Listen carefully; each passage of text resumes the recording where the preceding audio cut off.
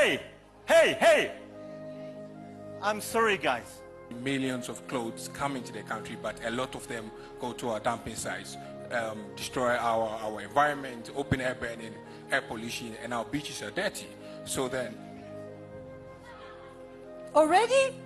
You're not waiting your turn. I will make order.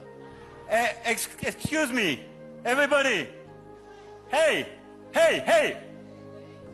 I'm sorry, guys, but it's impossible to speak about culture, to have people like that, super inspired, coming here, making a speech with such a noise. So this is a total lack of respect. So I suggest, if you want to have bilaterals or speak about somebody else, something else, you have bilateral rooms or you go outside. If you want to stay here, we listen to the people. And we play in the same game, okay? Thank you. And this, ladies and gentlemen, is called leadership. All right.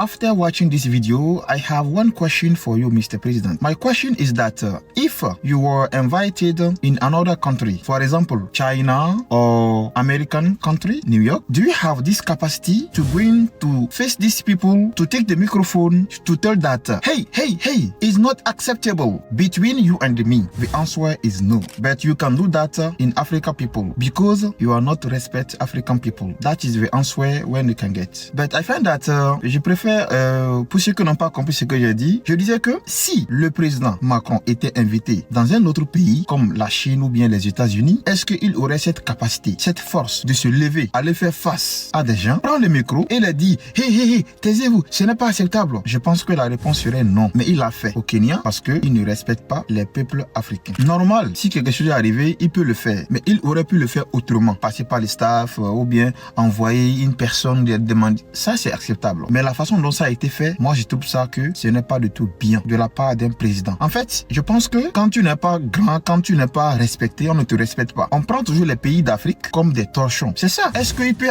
être en mesure d'aller faire ça aux États-Unis? Est-ce qu'il peut le faire lorsqu'il serait invité en Chine? La réponse est non. Parce qu'il sait très bien que la Chine est plus puissante que son pays. Il sait très bien que les États-Unis sont plus puissants que son pays. Il ne peut pas se permettre de faire ça. Parce que si jamais il fait ça, il peut le sanctionner. Mais après avoir fait ça en Afrique, quelles sanctions il peut appliquer à la France en raison de cette humiliation façon on va dire? C'est pourquoi c'est important de travailler sur nous-mêmes, que ce soit toi en personne, ton pays, ton entreprise. Il faut être parmi les grands parce que sinon on ne te respecte pas. Cette vidéo, moi ça m'a montré que tant que tu n'es pas dans la peau des grands, on ne te respecte pas. Je sais qu'il ne peut pas faire ça aux États-Unis, en Russie, en Amérique, il ne peut pas oser. Mais il a osé ici parce que il exige le respect. Alors que le respect ne s'exige pas, elle se mérite. C'est mon avis et l'avis il est personnel. Je vous remercie. Maître Sani, prenez soin de vous.